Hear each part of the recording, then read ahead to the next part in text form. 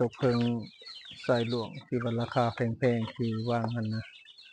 ผู้ใดสนใจทักเข้ามาโลดสายหลวงน่ะแท้ๆนั่นราคาวางหันละแพงอันนี้ทักเข้ามาโลดผู้ใดต้องการนี่ของแท้แน่นอนโลดล่ะนี่บ่ได้ว่าของเก๊ของปลอมมีจังดอกของแท้แน่นอนอยากได้จักโล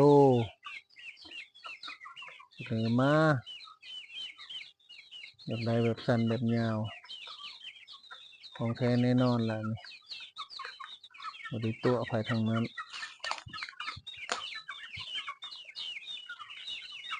นี่ของแท้